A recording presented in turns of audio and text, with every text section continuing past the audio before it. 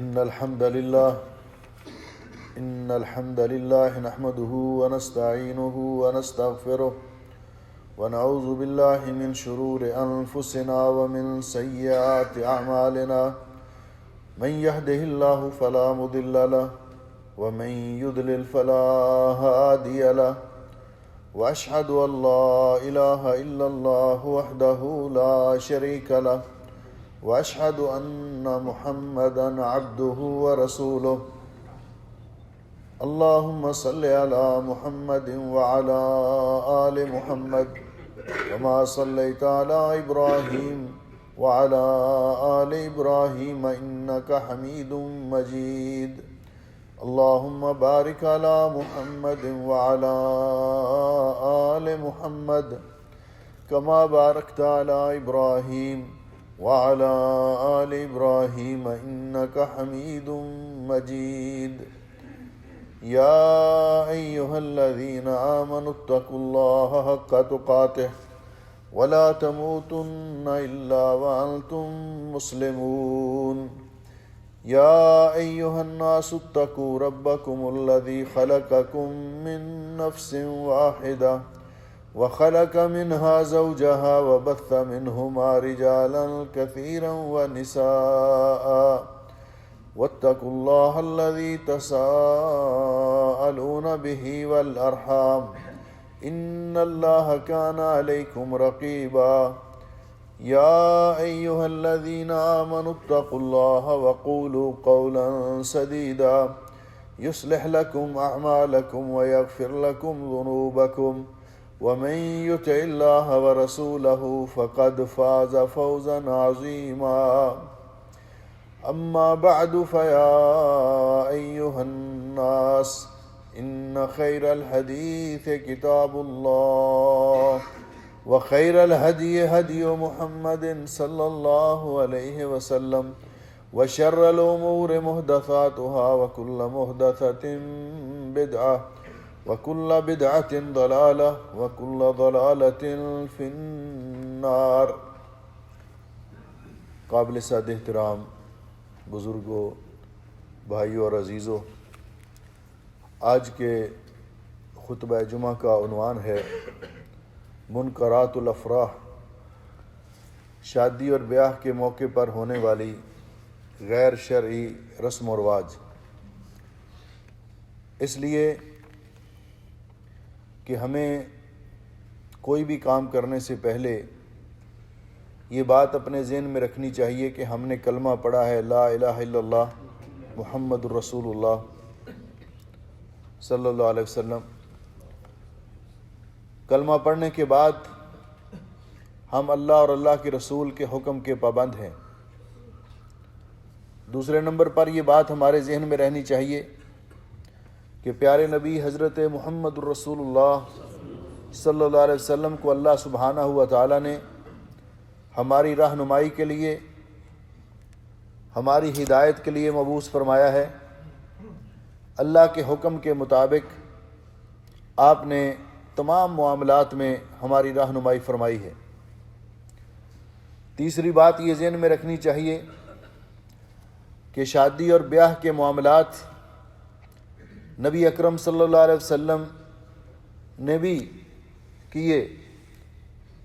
آپ نے اپنی شادی کی، اپنے بچوں کی شادیاں کیں، آپ کی تعلیمات کے مطابق صحابہ کرام نکاح اور شادی کا یہ پروگرام کرتے رہے۔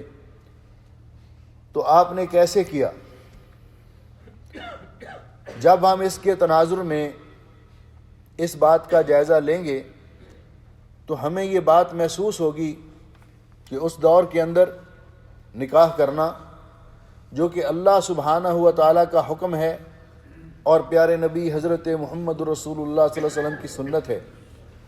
اللہ سبحانہ و تعالیٰ قرآن کریم میں ارشاد فرماتے ہیں اعوذ باللہ من الشیطان الرجیم وَأَنكِحُوا الْأَيَامَ مِنكُمْ وَالصَّالِحِينَ مِنْ عِبَادِكُمْ وَإِمَائِكُمْ إِنْ يَكُونُوا فُقَرَاءَ يُغْنِهِمُ اللَّهُ مِنْ فَضْلِهِ۔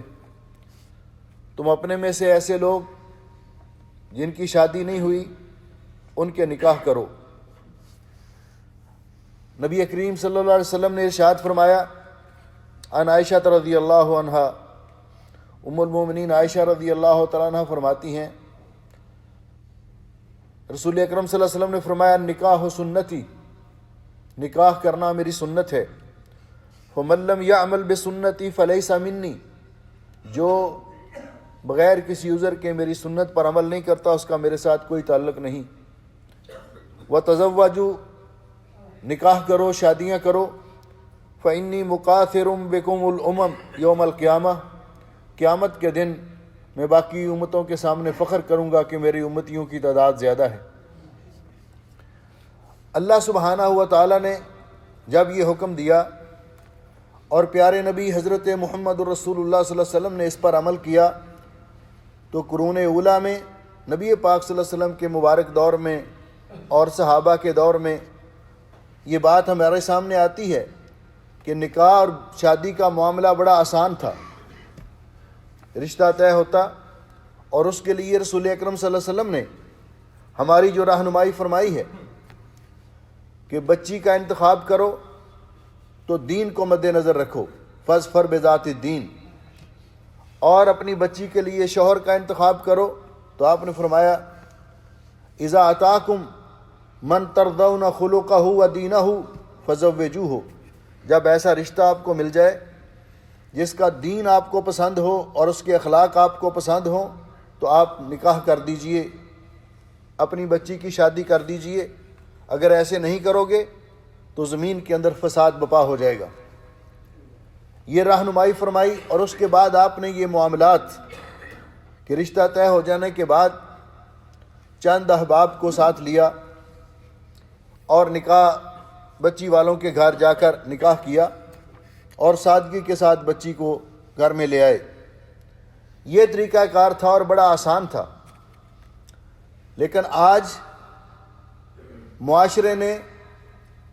معاشرے کو غیر شرعی رسم و رسومات نے اس قدر جکڑ کے رکھ دیا ہے کہ نکاح کرنا، بیٹے کا نکاح کرنا ہو یا بیٹی کا نکاح کرنا ہو، مشکل ہو چکا ہے۔ بعض اوقات اس قدر مشاکل، اور وہ ایسی مشاکل ہیں کہ جو غیر شرعی ہیں، اس لیے کہ بالخصوص ہم لوگ جن کا تعلق بر صغیر کے ساتھ ہے، ہم نے ایک لمبا عرصہ ہندو تہذیب کے ساتھ گزارا ہے، اور وہاں سے نکاح کے بارے میں، شادی کے موقع پر یا غمی کے موقع پر ہمیں ایسی رسم و رواج ملی ہیں کہ جن میں انسان الجھ کر رہ گیا ہے۔ یہ بات بھی انسان کو ذہن میں رکھنی چاہیے کہ انسان کے دین اور ایمان کا امتحان دو موقعوں پر ہوتا ہے، ایک شادی کے موقع پر اور ایک غمی کے موقع پر۔ اس وقت پتہ چلتا ہے انسان دین کے لحاظ سے کس مقام پہ کھڑا ہے۔ عام طور پر تو وقت گزر جاتا ہے جب ایسے موقع پر، اور اسی لیے ظفر نے کہا ہے کہ ظفر آدمی نہ اس کو جانیے گا، ہو کتنا ہی صاحب فہم و ذکا، ظفر آدمی نہ اس کو جانیے گا، ہو کتنا ہی صاحب فہم و ذکا، جسے عیش میں یاد خدا نہ رہی، جسے تیش میں خوف خدا نہ رہا۔ انسان ایسے موقع پر نبی کریم صلی اللہ علیہ وسلم نے جو رہنمائی فرمائی، اس رہنمائی کا تقاضا یہ ہے کہ نکاح کی اصل غرض و غایت وہ انسان کو حاصل ہو۔ جن کا نکاح کیا جا رہا ہے، خامد اور بیوی کو بھی نکاح کے فوائد سے وہ استفادہ کریں، اور دونوں خاندان بھی نکاح کی برکات سے استفادہ کریں، اور نکاح کے فوائد اور غرض و غایت جو اللہ رب العزت نے قرآن پاک میں بیان فرمائی ہے۔ آپ نے فرمایا، اللہ جل شانہ فرماتے ہیں، اعوذ باللہ من الشیطان الرجیم، وَمِنْ آیَاتِهِ أَنْ خَلَقَ لَكُم مِّنْ أَنفُسِكُمْ أَزْوَاجًا، اللہ تعالیٰ کے انعامات، اس کی نعمتوں میں سے ایک نعمت یہ بھی ہے کہ اللہ تعالیٰ نے آپ کی جنس سے آپ کے جوڑے پیدا کیے ہیں۔ شوہر بیوی کی جنس سے ہے اور بیوی شوہر کے جنس سے ہے۔ اس کے بعد فرمایا اس کی غرض و غایت کیا ہے آپس میں نکاح کرنے کی، لِتَسْكُنُوا إِلَيْهَا، تاکہ انسان نکاح کر لے تو اس کو بیوی کے پاس جا کر سکون حاصل ہو۔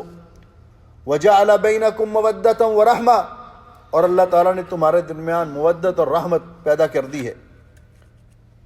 اس لیے کہ نکاح کی یہ غرض و غایت کہ انسان کو سکون ملتا ہے، پیار و محبت کے ساتھ اس رشتے کی بنیاد رکھی جاتی ہے، اور ایسے امور سے رسول اکرم صلی اللہ علیہ وسلم نے ہمیں متنبہ کر دیا اور منع کر دیا جو ایسے رشتے میں کہیں جا کر بھی خلل کا، پریشانی کا، اختلاف کا باعث بن سکتے ہیں۔ مثال کے طور پر حضرت عبداللہ ابن عمر رضی اللہ تعالیٰ عنہما فرماتے ہیں ان رسول اللہ صلی اللہ علیہ وسلم نہا عن الشغار، رسول اکرم صلی اللہ علیہ وسلم نے شغار سے منع کیا ہے۔ شغار کیا ہے؟ وٹے سٹے کا نکاح۔ اس کی تفسیر راوی نے یہ بیان کی، کہتے ہیں میں نے حضرت نافع سے پوچھا میں شغار کیا ہوتا ہے؟ تو انہوں نے کہا کہ ایک آدمی اپنی بیٹی یا بہن کا نکاح دوسرے کے ساتھ کرے اس شرط پر کہ وہ اس کے ساتھ اپنی بیٹی یا بہن کا نکاح کرے گا اور ان کے درمیان کوئی صداق اور حق مہر نہیں ہوگا، یعنی ہم سے رشتہ دو اور ہم سے رشتہ لے لو۔ اس سے کیوں منع کیا؟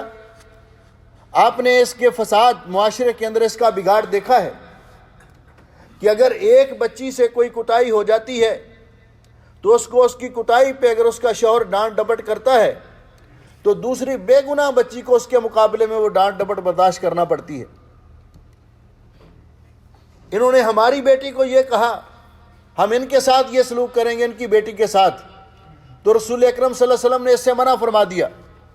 بعض علماء نے کہا ہے کہ شغار اگرچہ حق مہر مقرر بھی کر لیا جائے تب بھی یہ شرط کا نکاح کرنا، نکاح وٹا سٹے کا نکاح، اس سے رسول اکرم صلی اللہ علیہ وسلم نے منع فرمایا ہے تاکہ نکاح کے جو فوائد ہیں، برکات ہیں، ان میں خلل نہ آ سکے۔ اور اسی طرح رسول اکرم صلی اللہ علیہ وسلم نے فرمایا عن ابن عمر رضی اللہ تعالیٰ عنہما، حضرت عبداللہ ابن عمر رضی اللہ تعالیٰ عنہ کی روایت ہے، فرماتے ہیں آپ نے فرمایا لا یبیع الرجل علی بیع اخی، کوئی آدمی اپنے بھائی کی بیع پر بیع نہ کرے۔ ایک آدمی نے سودا کیا ہے، کر رہا ہے، سودا فائنل ہو چکا ہے، دوسرا آ جاتا ہے، وہ بیچنے والے کو کہتا ہے کہ مجھ سے اتنے زیادہ پیسے لے لو اور یہ چیز مجھے دے دو، حالانکہ ان کا معاملہ طے ہو چکا ہے۔ جب تک معاملہ طے نہیں ہر کوئی ریٹ لگا سکتا ہے، قیمت لگا سکتا ہے۔ جب ایک آدمی کے ساتھ معاملہ طے ہو گیا تو پھر کسی مسلمان کے لیے جائز نہیں کہ وہ چڑھائی کرتے ہوئے، اس پر زیادتی کرتے ہوئے ریٹ بڑھا کر وہ چیز خریدے، کیونکہ اس سے نزاع پیدا ہوگا، اختلاف پیدا ہوگا، لڑائی پیدا ہوگی۔ اور اس کے بعد فرمایا وَلَا يَخْطُبُ عَلَىٰ خِطْبَاتِ أَخِيهِ، اور کوئی مسلمان اپنے مسلمان بھائی کی منگنی پر منگنی نہ کرے۔ کسی کے ساتھ رشتے کی بات طے ہو چکی ہے، معاملہ فائنل ہو چکا ہے، ہاں اگر معاملہ طے نہیں، مختلف لوگ رشتے کا مطالبہ کر رہے ہیں، کوئی فیصلہ نہیں ہوا، تو پھر ہر کسی کو حق ہے مطالبہ کرے۔ لیکن جب بات طے ہو جائے تو پھر کوئی کہے اس کنگلے کو آپ نے رشتہ دے دیا، آپ مجھے دیں، میں آپ کی بیٹی کے نام اتنی زمین لگوا دوں گا، میں یہ کر دوں گا وہ کر دوں گا، تو یہ مسلمان کے لیے جائز نہیں کہ ہم مسلمان ہیں، اسلام کی اخلاقیات ہیں، مسلمان کا ایک طریقہ کار ہے، اس کے لیے جائز نہیں۔ کیوں کہ اس سے ساری عمر کے لیے یہ جو دو ہیں، پہلا نکاح کا پیغام دینے والا، منگنی کا پیغام دینے والا، اور یہ بعد میں ان کا ساری عمر کے لیے آپس میں اختلاف اور لڑائی جھگڑا اور یہ مرنے مارنے پر تل جائیں گے۔ تو نبی پاک صلی اللہ علیہ وسلم نے پہلے ہی ایسی باتوں سے متنبہ کر دیا۔ ہمارے معاشرے کے اندر نکاح کی غیر شرعی رسم و رواج اور رسومات یہ منگنی سے ہی شروع ہو جاتی ہیں، حالانکہ یہ سادہ سا نکاح کا پیغام ہے۔ شوہر نے بچے والوں نے بچی والوں کو نکاح کا پیغام دیا، انہوں نے قبول کر لیا، بات ختم ہوگی۔ ہمارے ہاں اس موقع پر بڑے بڑے لمبے چوڑے پروگرام، اسراف، فضول خرچی منعقد کیے جاتے ہیں، اور یہ منگنی جو ہے یہ نکاح نہیں ہوتا۔ منگنی کرنے کے بعد یعنی یہ بات چیت ہوتی ہے، صرف بچہ اپنی ہونے والی بیوی کے لیے اور بیوی اپنے ہونے والے شوہر کے لیے غیر محرم ہے۔ ابھی ان کا آپس میں کوئی تعلق نہیں ہونا چاہیے، رابطہ نہیں ہونا چاہیے۔ ہاں، ایسے موقع پر شریعت نے یہ اجازت دی ہے کہ دونوں ایک دوسرے کو دیکھ سکیں، والدین کی موجودگی میں شرعی طریقے کے مطابق اس کا اہتمام کیا جائے۔ اور اس موقع پر بھی ہمارے معاشرے کے اندر بہت ساری چیزیں ایسی پائی جاتی ہیں، یا تو والدین بچوں سے مشورہ لیے بغیر، بچوں کی رضامندی کے بغیر اپنا فیصلہ صادر فرما دیتے ہیں، اور ساری عمر بچے پریشان رہتے ہیں۔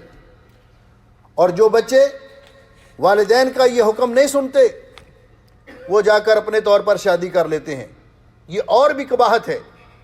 اس لیے شادی سے پہلے، کیونکہ جنہوں نے زندگی گزارنی ہے، بیٹے سے بھی مشورہ لیا جائے۔ بیٹا اگر کسی اور جگہ پہ اس کا پروگرام ہے، اس کا جائزہ لیا جائے کہ واقعتاً وہ مناسب ہے، نہیں مناسب تو بیٹے کو سمجھایا جائے۔ اسی طرح بیٹی سے بھی رسول اکرم صلی اللہ علیہ وسلم نے فرمایا کہ جو عورتیں طلاق یافتہ ہیں، جن سے پہلے نکاح ہو چکا ہے، وہ بول کر اپنی رائے کا اظہار کریں گے، لیکن کنواری بچی سے بھی اس کے والد والدہ ان کو پوچھنا چاہیے، ان کی رائے لینی چاہیے۔ اور اگر وہ اس کا وَإِذْنُهَا سُمَعْتُهَا، اگر وہ خاموش رہے تو اس کی رضامندی تصور کی جائے۔ اس لیے منگنی کے موقع پر بڑے بڑے اہتمام، ہال بک کروانا، کھانوں کا اہتمام کرنا، ساری برادری کو بلانا، یہ ایک خواہ مخواہ کی رسم ہے اور فضول خرچی ہے۔ اس کا بھی شریعت کے اندر کوئی وجود نہیں ہے۔ اس کے بعد شادی سے پہلے پھر دوسری رسم ہمارے معاشرے میں ہے، مہندی کی رسم۔ آپ جانتے ہیں کہ مہندی کی رسم میں سٹیج بنایا جاتا ہے، اور کس قدر اسراف اور فضول خرچی ہوتی ہے۔ کھانے پورا زور لگا کر پکائے جاتے ہیں۔ برادری تو کھانے والی ہوتی ہے، لوگ تو کھانے پینے والے ہوتے ہیں۔ اصل میں کچومر تو نکلتا ہے بچی والوں کا یا بچے والوں کا، سارا بوجھ تو ان پہ پڑتا ہے۔ ایسے موقع پر شادی تک پہنچنے تک ان کو کنگال کر دیا جاتا ہے۔ وہ قرض لینے پر مجبور ہوتے، اور ان کو مجبوراً یہ مہندی کی رسم میں اسلام کے اندر اس کی کوئی حیثیت نہیں۔ ہاں، اپنے طور پر دلہن کو خواتین جس طرح مہندی لگاتی ہیں، اور یہ مہندی مردوں کو نہیں لگانی چاہیے کہ دلہے کے ہاتھوں کو بھی مہندی لگائی، پاؤں کو بھی مہندی لگائی، یہ درست نہیں ہے، کیونکہ رسول اکرم صلی اللہ علیہ وسلم نے ایک ضابطہ بیان کیا ہے۔ مردوں کی زینت وہ ہے کہ جس کی خوشبو ظاہر ہو، رنگ ظاہر نہ ہو۔ مردوں کے لیے میک اپ کرنا جائز نہیں، اور عورتوں کی خوشبو وہ ہے کہ جس کا رنگ ظاہر ہو اور خوشبو ظاہر نہ ہو، خوشبو دوسروں تک نہ پہنچے۔ اس لیے اور عورت کی زیب و زینت یہ بھی شوہر کے لیے ہوتی ہے، صرف دوسروں کے لیے نہیں۔ تو رسم مہندی، اس کے بعد نکاح کا موقع آ گیا۔ نکاح کے موقع پر بھی بارات کا ایک تصور جو ہمارے ہاں بن چکا ہے، سارے گاؤں سارے شہر کو لے کر جانا اور بچی والوں پر بوجھ بننا، اس کا بھی اسلام میں کوئی تصور نہیں۔ اپنے خاندان کے چند قریبی لوگ جائیں جن کے بغیر گزارا نہیں ہے، اور نکاح کر کے لے آئیں۔ اور آپ جانتے ہیں کہ ہمارے معاشرے کے اندر یہ کس قدر بارات کا اہتمام ہوتا ہے، کتنی بسیں، کتنی گاڑیاں، اور بعض لوگ جہاز بک کرواتے ہیں۔ یہ آپ کے معاشرے کی بات ہے۔ بارات لے جانے کے لیے اتنا پیسہ خرچ کرتے ہیں۔ تو بارات کے موقع پر ایک تو یہ بات، دوسرا جب بارات جاتی ہے تو پھر پیسے لٹائے جاتے ہیں۔ جب ہم چھوٹے ہوتے تھے اس وقت تو یہ تھوڑے تھوڑے پیسے 4 آنے اور یہ 10 پیسے وغیرہ اس طرح کے ہوتے تھے. اس کے بعد 100 کے نوٹ، اب ہزار کے. اب سنا ہے اخباروں میں ہم جو پڑھتے ہیں، خبریں سنتے ہیں کہ کسی برات پر موبائل لٹائے گئے کسی نے. یہ وہ فضول خرچی ہے جس سے شریعت نے منع کیا ہے. یہ پیسہ جو آپ کے پاس ہے اللہ نے اس کا حساب لینا ہے، کمایا کیسے تھا اور خرچ کیسے کیا تھا. ایک طرف ہماری براتوں کی صورتحال یہ، کیونکہ صرف نمود و نمائش، ہم نے، اس نے یہ کیا، اس نے یہ کیا. لوگوں کو اسی دنیا کے اندر رہتے ہوئے، معاشرے کے اندر رہتے ہوئے، کسی کو سردی کے موسم میں مکان کی چھت میسر نہیں، گرم کپڑے میسر نہیں، 2 وقت کا کھانا میسر نہیں، اور دوسرا آدمی وہ اتنی فضول خرچی کر رہا ہے کہ شادی پہ موبائل لٹا رہا ہے. اور یہ بھی غیر شرعی رسم ہے، اس سے بھی احتراز کرنا چاہیے. پھر دلہے کو تیار کرتے وقت ہمارا جو طریقہ کار ہے، آج بھی میں نے دیکھا ہے، خواہ وہ دینداری کیوں نہ ہوں، دین کے ساتھ اپنے آپ کو بڑا وابستہ سمجھنے والے کیوں نہ ہوں، وابستہ ظاہر کرنے والے کیوں نہ ہوں، وہ بھی لکھواتے ہیں اپنے کارڈ پہ صحرا بندی، رسم صحرا بندی. یہ صحرا بندی کیا ہے؟ اسلام کے اندر ہندوانہ رسم ہے، غیر شرعی رسم ہے. کسی مسلمان کو زیب نہیں دیتا کہ وہ دلہے کو صحرا پہنائے یا گانا پہنائے. دلہے کو تیار کرنے کے لیے یہ رسم بھی اختیار کی جاتی. پھر اس کے گلے میں ہار ڈالے جاتے، نوٹوں کے ہار.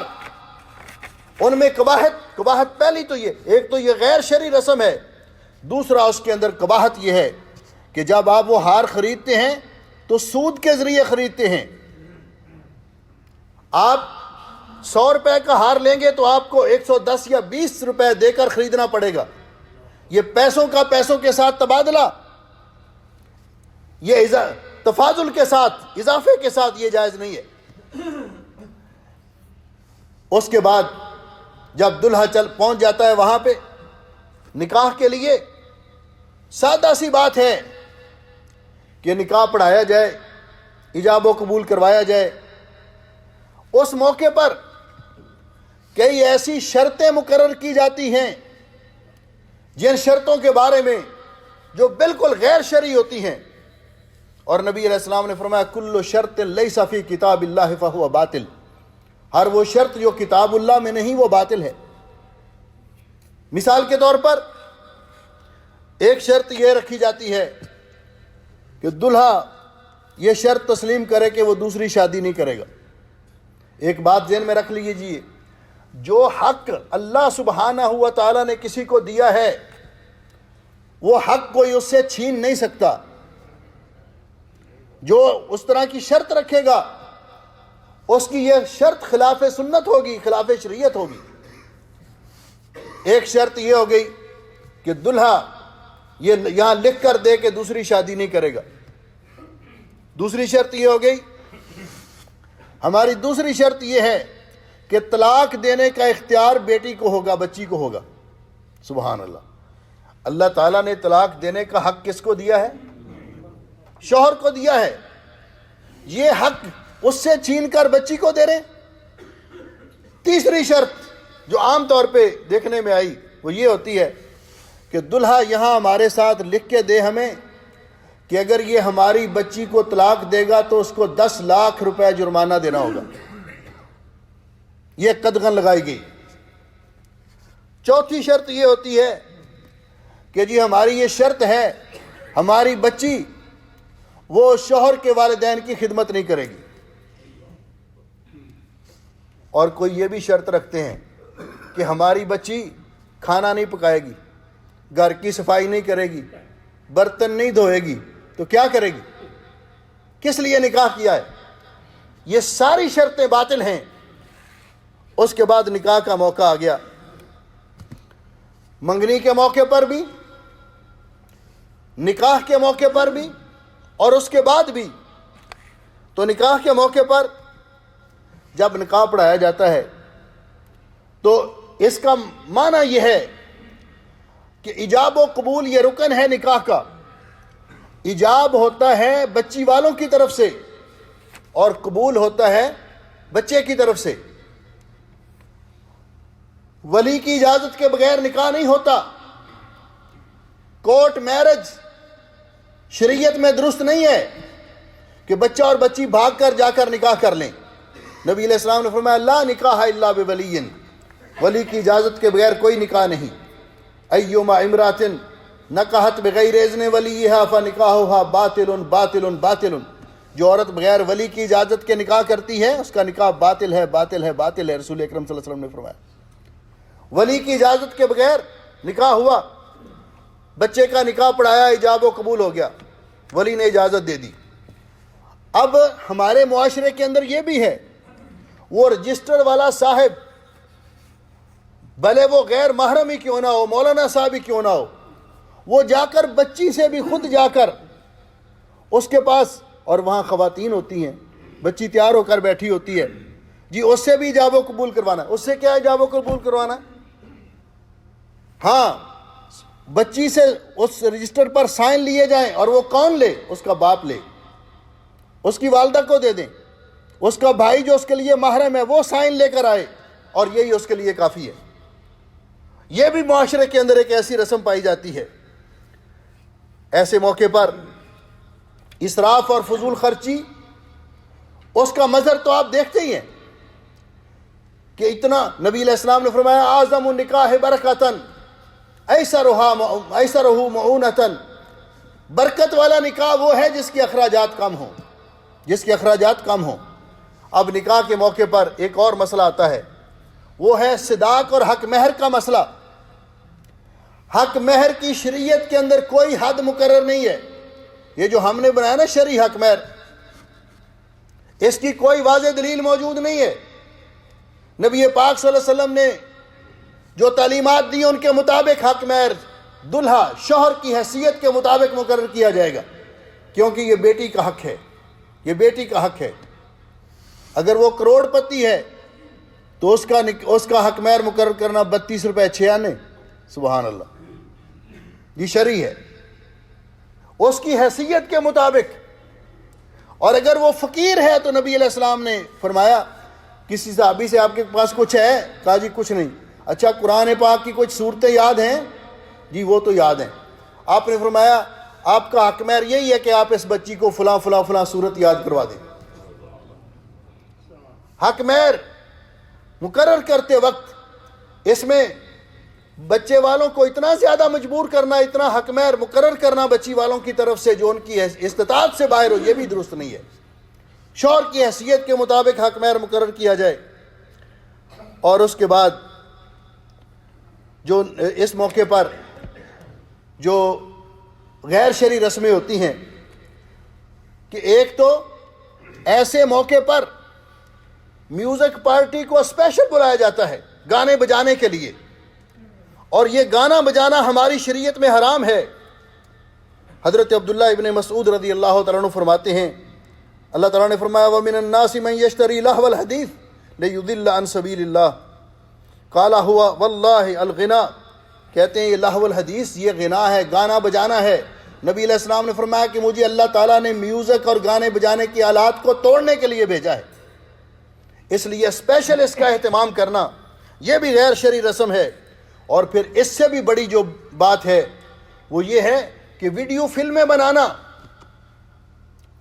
خواتین اس موقع پر، خواتین اسلام، ان کو بھی سوچنا چاہیے کہ شادی بیاہ کے موقع پر عام طور پہ بے پردگی بھی ہوتی ہے، اختلاط بھی ہوتا ہے، درمیان میں کوئی پارٹیشن نہیں ہوتی. خواتین بناؤ سنگار کر کے مردوں کے اندر اور مرد خواتین کے اندر گھوم رہے ہوتے ہیں. بھلے کوئی کسی کا شوہر ہی ہو، وہ اپنی بیوی کا شوہر ہی ہے نا، دوسروں کا تو غیر محرم ہے. مردوں کو عورتوں کی طرف نہیں جانا چاہیے اور عورتوں کو مردوں کی طرف نہیں جانا چاہیے.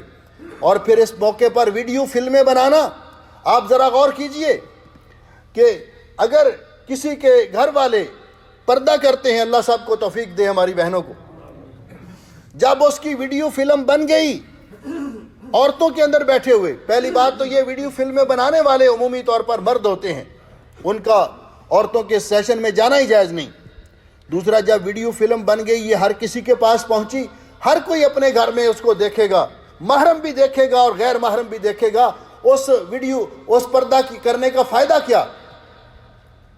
کہ جس ماں بہن کو جو پردہ کر دی، پردے کی پابند ہے، اس کے غیر شعوری طور پر اس کی ویڈیو بنا لی گئی، یا اس نے شوق سے بنوائی، بعد میں اس نے پردہ بھی کیا، لوگوں نے گھر جا کر ساری فیملی بیٹھ کر دیکھ رہی ہے شادی کی تصویریں، تو یہ بہت بڑی خطرناک بات ہے اور بہت بڑی غیر شرعی رسم ہے، ایسے بھی اعتراض کرنا چاہیے۔ اسی طرح ایسے موقع پر ایک اور بہت کام ہوتا ہے جو بالکل خلاف شرع ہے۔ بچے کو، دلہے کو سونے کی انگوٹھی پہنائی جاتی ہے،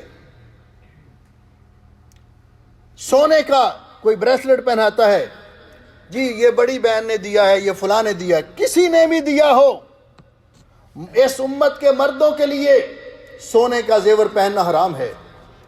حضرت علی رضی اللہ تعالیٰ عنہ فرماتے ہیں کہ نبی علیہ السلام نے اپنے دو ہاتھوں کے اندر ایک میں سونا پکڑا اور ایک میں ریشم پکڑا، آپ نے فرمایا ان ھذین حرام علی ذکور امتی حل لاناسہم، یہ دونوں چیزیں میری امت کی عورتوں کے لیے جائز ہیں، مردوں کے لیے حرام ہیں۔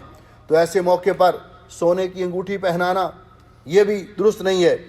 اور مرد کے لیے کسی صورت میں نبی علیہ السلام نے دیکھا ہے کہ آدمی نے سونے کی انگوٹھی پہنی ہوئی تھی، خواہ سفر میں ہو خواہ حضر میں ہو، آپ نے فرمایا کیا تم میں سے کوئی بندہ پسند کرتا ہے کہ اللہ اس کے ہاتھ میں آگ کا، جہنم کی آگ کا انگیرا پہنائے؟ جی نہیں، پسند نہیں کرتے۔ تو آپ نے فرمایا یہ کیا پہنا ہوا ہے؟ اس نے انگوٹھی اتار کر پھینک دی۔ کسی نے کہا اٹھا لو، گھر والوں کو دے دینا۔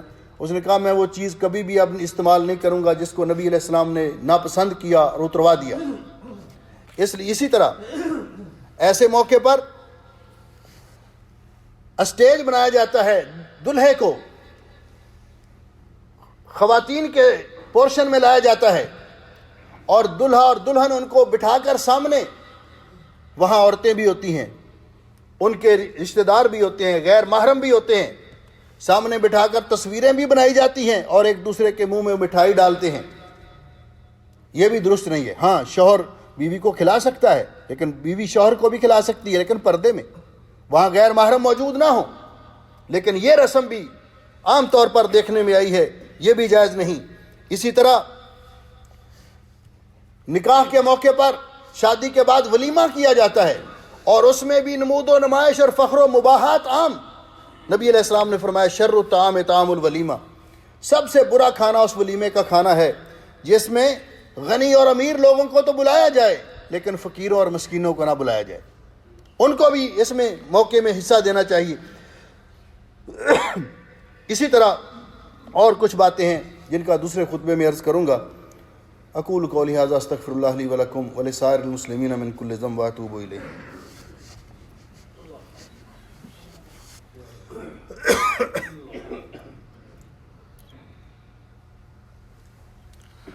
ان الحمد للہ نحمده ونستعینه ونستغفره ونعوذ باللہ من شرور انفسنا ومن سیئات اعمالنا من يهده الله فلا مضل له ومن يضلل فلا هادي له اشهد ان لا اله الا الله وحده لا شريك له واشهد ان محمدا عبده ورسوله۔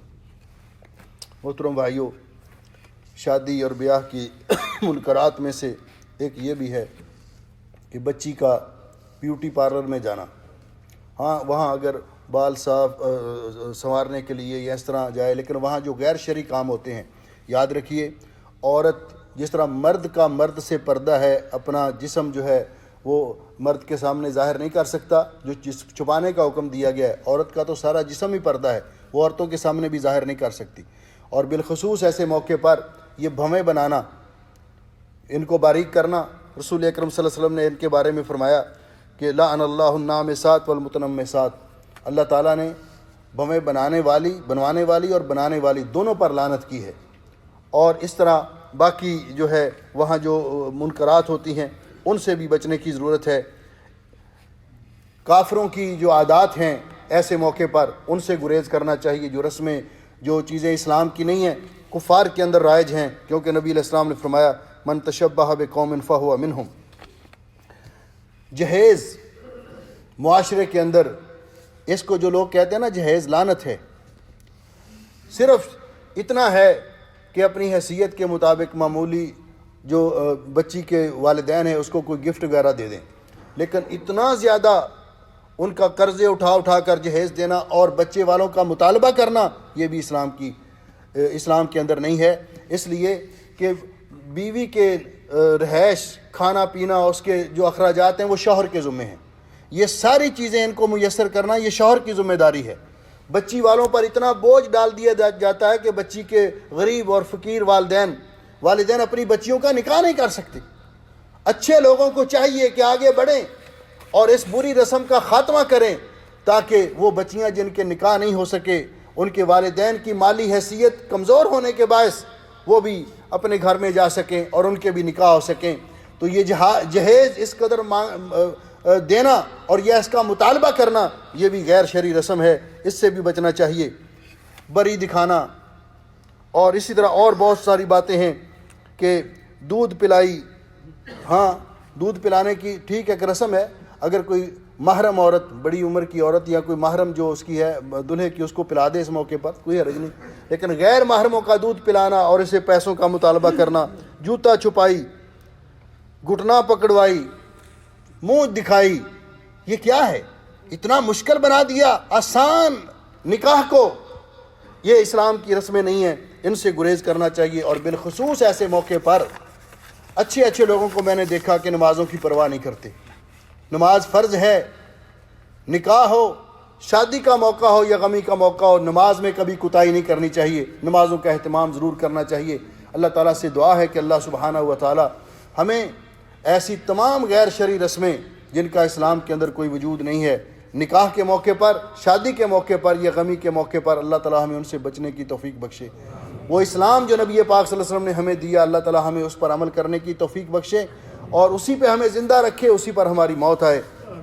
ان اللہ و ملائکتہ یصلون علی النبی یا ایھا الذین آمنوا صلوا علیہ وسلموا تسلیما اللہم صل علی محمد وعلی آل محمد کما صلیت علی ابراہیم وعلی آل ابراہیم انک حمید مجید اللہم بارک علی محمد وعلی آل محمد کما بارکت علی ابراہیم وعلی آل ابراہیم انک حمید مجید ربنا ظلمنا انفسنا وإن لم تغفر لنا وترحمنا لنكونن من الخاسرين اللهم أنت ولينا في الدنيا والآخرة توفنا مسلمين والحقنا بالصالحين اللهم اشف مرضانا ومرضى المسلمين اللهم اشف مرضانا ومرضى المسلمين اللهم عجل بالشفاء لأمير الكويت حفظه الله اللهم اشفه بشفائك وداوه بدوائك اللهم اجعل هذا البلد آمنا مطمئنا رخاء سخاء وسائر بلاد المسلمين اللهم انصر إخواننا المستضعفين في فلسطين وغزة وفي كل مكان اللهم انصرهم نصرا مؤزرا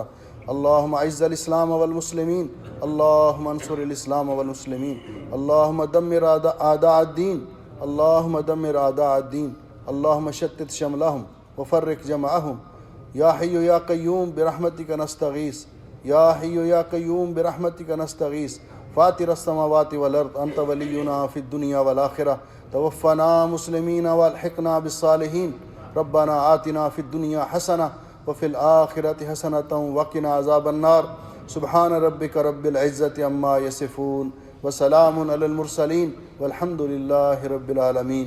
صفحہ درست کر